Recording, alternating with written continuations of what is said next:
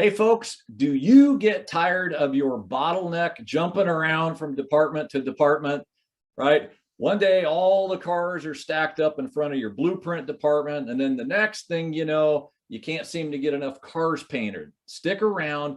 Today, we fix that.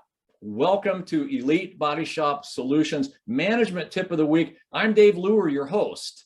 So this is our fifth part of our mini series that we're doing on the theory of constraints. The fifth step in TOC is quite literally to repeat the first four steps, right? So the first step was identify your constraint.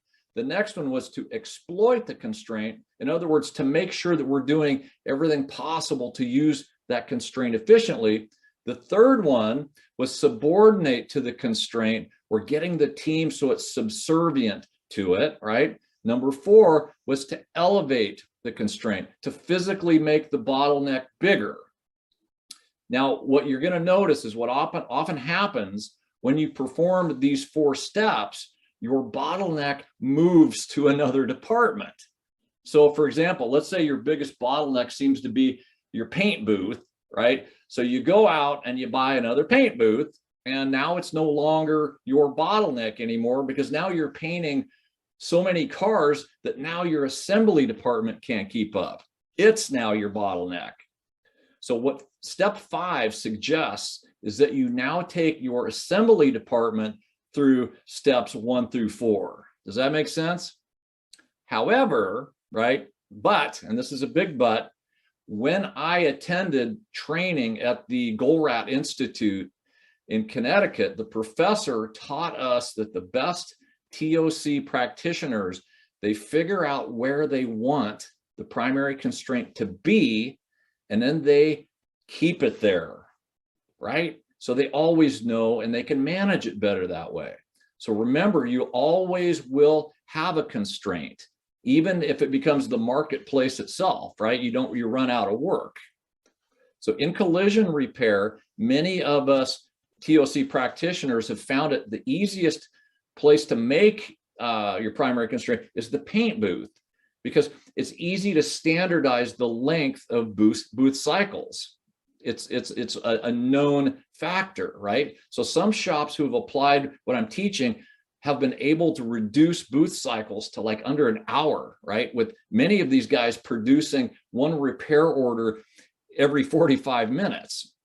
So imagine for a moment being able to produce 40 to 50 cars in a week with one paint booth.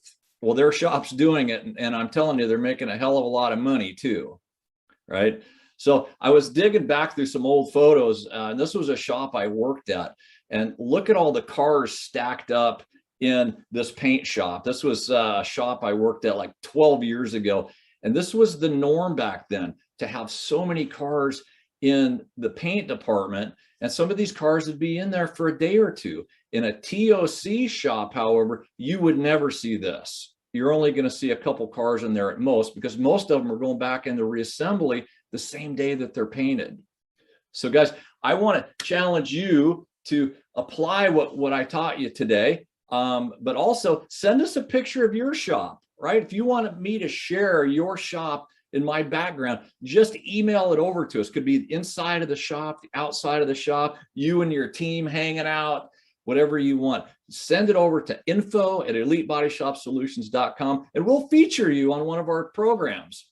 So next week, I want you to be sure to join me again as we continue ways to maximize your profitability using the theory of constraints. And if you missed some of the previous episodes, I invite you to go over to our YouTube channel and check it out over there. It's the Elite Body Shop Solutions YouTube channel. Guys, thanks for being here. I'm Dave Luehr, the founder of Elite Body Shop Solutions. Thanks for joining me again for this week's Body Shop Management Tip of the Week. We'll see you then.